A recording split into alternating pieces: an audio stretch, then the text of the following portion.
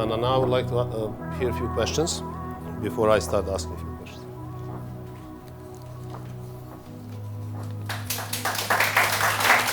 Thank you.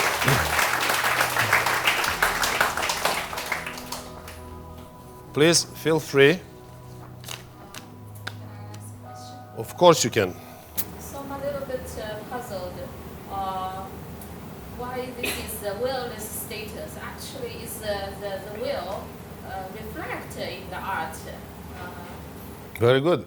Anybody has an answer? Because I don't. I'm a little bit confused. No. It's a very good question. Basically, what the lady is asking is, how comes that genius is about to give us something completely from the will-less state, but to get there, he needs to put a lot of effort there. This is what you're asking, which is will itself. Yeah, actually, in music experience, for example, they put their will into the music. So that's a demonstrator, that's a copy of their will, but not willless status. So why it's called the willless status through aesthetic? Okay, anybody has an answer? Yes, please. Well, I don't have the answer. I'm just, what you were saying about, I don't know much about Schopenhauer, to be honest, and that is a fantastic lecture, and I learned quite a lot. Thank you. And I can actually compare this philosophy with the New Age philosophy, which is about living in the now. Okay, I'm just going to help you a little bit there. Okay? Schopenhauer says about the time the following. There is no past and there is no future. There is only eternal presence. Yes. So basically, we are making past and future, but there is nothing like that. It's just now, which lasts forever. Right? But it's all those little nows all the time, like sequences. So, answer to your question, in order to create art, artists cannot say, okay, I am now going to make an amazing painting. And I'm going to do it right now. I'm going to put all my will, all my hard work, all my passion, and I'm going to make a super painting. It has to be in the moment of he calls it imagination. It's nothing is rational there, because whatever is rational is ruled by something called principium individuationis. Principium individuationis, or principle of individuation, is literally our way of thinking, which is caged with three categories of time, space, and causality. We can't get out of it. So if you are willing, you are in there. As long as you're in there, your intellect is individuated. I always feel that I am a servant to the idea. Now, that idea that may not be the idea of the intellect, which belongs to will, but it's an idea of the thing in itself, the Kantian thing. Yes. So, but I have to think, I have to plan, I have to work and stay absolutely focused in order to present that idea to others. So I can't see, there's periods of time when I'm creating to present that idea where I completely forget about myself. Exactly. Yeah, that's all. All there is the process of creation. But at other times, I am completely aware that I am doing what I'm doing. Yeah, but can you say to yourself, okay, at 8:30, I'm going to get myself into that state because my will is so powerful, or you cannot? Or that comes when it comes? It comes when it comes. I do believe that thing about this artistic genius is a little bit of a French art dealer myth. Because I really, when you have an exhibition and you have to create, you have to force yourself to... Yeah, but we live in a different world. I mean, people like Van Gogh, for example, or Mozart, they live in a different world. And those people died. Van Gogh died, never been recognized. He thought that he is a complete failure. Yes, please?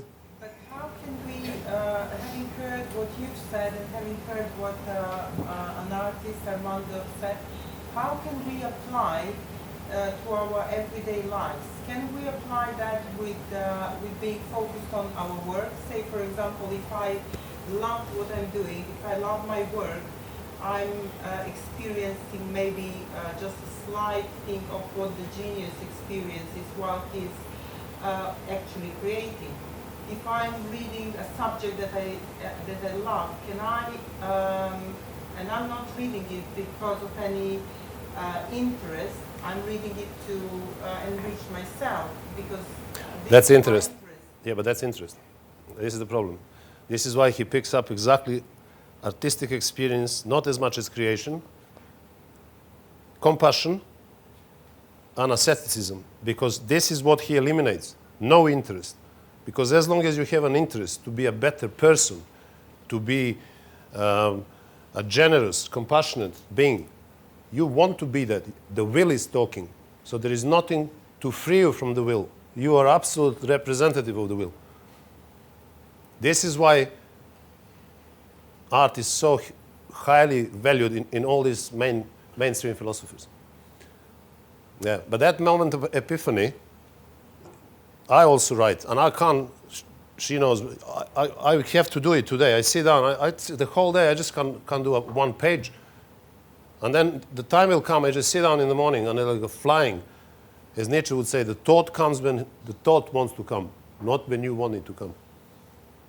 So why the world has a moral meaning? Is that possible? So why is epistemological error?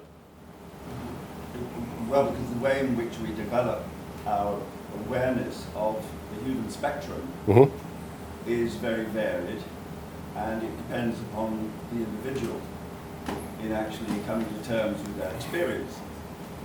And the human spectrum is what we're stuck with, trying to work out whether we're dealing with superstitions, feelings, theories, or facts. And so we have a constant problem with trying to deal with those. Yeah, but why stick to the main word? You see, in the sentence, you have world and moral meaning. They're two key concepts. World and moral meaning. So how can world has a moral meaning? Yeah, but Who gives him the moral meaning? well, that's why it's an error. Is partly, as I understand Schopenhauer anyway, and given the fact that you're being critical of him, so we're at the period when... No, I didn't say that. I keep it as a secret. Yeah, no, I know, but the secret's out now. So I mean, now it's fair game that we can say that his idea, his struggle with the idea of will becomes confusing during the work, and that's acknowledged. And so what he's seeking to set up isn't probably what's really happening. I don't necessarily disagree with his idea of representation, although I don't see why you need to use that word when you can use the word phenomenon or phenomena. But then they actually emerge from what we now know is they emerge from the processing we do. And the processing we do is pretty much something that is the struggle of trying to understand why out of this processing, which you could argue is what he's struggling with, but so much earlier than now. Okay. But out of that comes various phenomena, which include superstitions, feelings, theories and facts, where we're struggling with trying to make sense of that. And so the reason why the morality isn't in the world is because the reality is in our processing and the production of how we understand the effects of that processing. In short. Okay. I'm going to call Heidegger to help us quickly here. Well, Heidegger says the following, ask his students, take the man out of the world. And what's going to happen? Take man out of the world. Would the world exist? Who says no? This is a philosopher, super young. Okay, why no? I mean, like, when you refer to the world, do you refer to, like, atoms or our experience? No, world as it is. With us. With us, right? Well, with us. Again, it's problematic because if you're dealing, I mean, I'm going to let you carry on with it because if we get into the profound philosophy, it's no good. Okay, so the world contains a man. Without man, there is no world, says Heidegger. It will finish. It will be something that we call Earth, but it wouldn't be a world. Because we give, Berkeley said, without the first eye, nothing existed in this whole space. You need an eye to say, there's the tree there, there's the man there, there's the planet there. Imagine there is no eye, single eye, to see anything. How would that exist? For who? In what shape? In what color?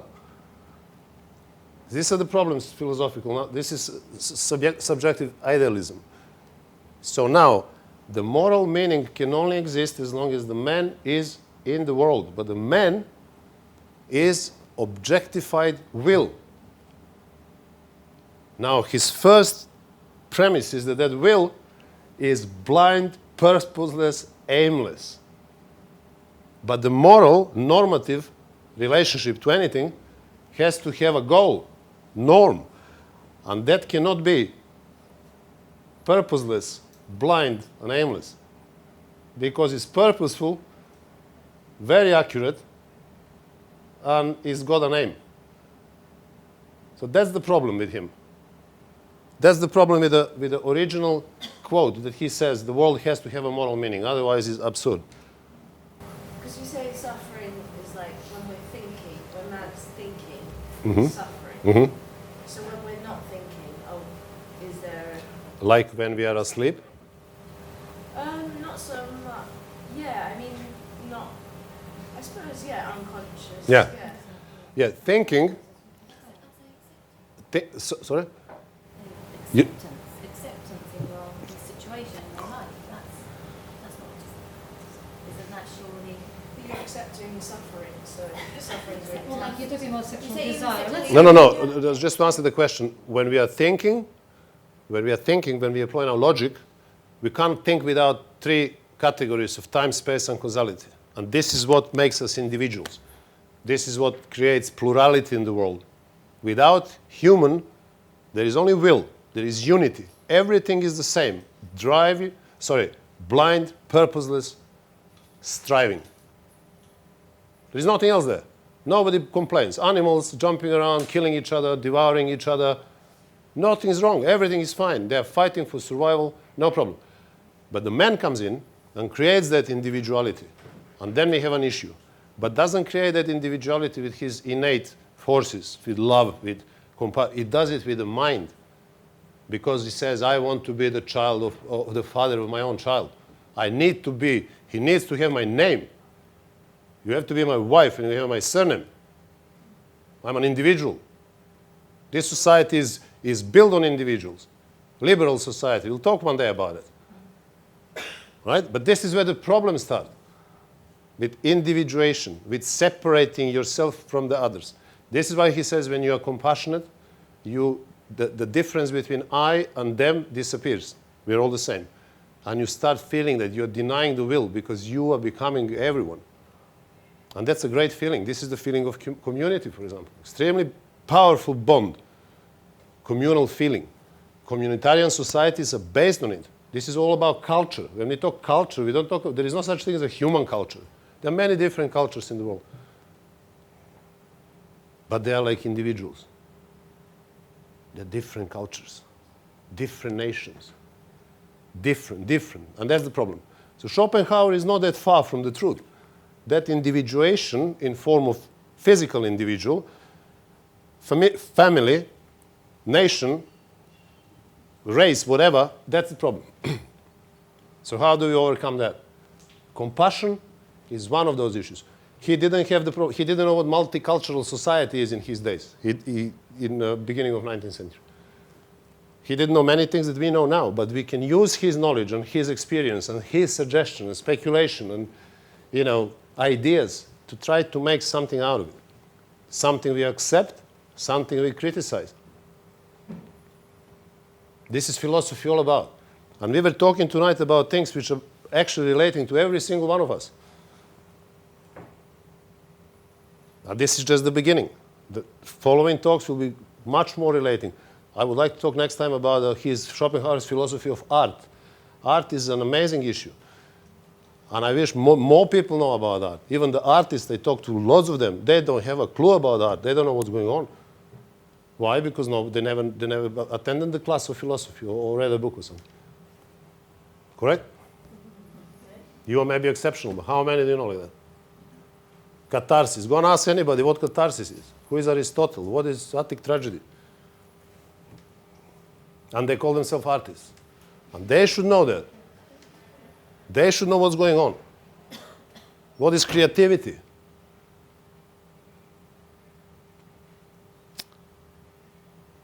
Any more questions? I hope you're not tired from thinking so much tonight. Some people have to do it all the time, and they still manage to smile. Okay, thank you very much. I think you enjoyed it. And thank you, thank you.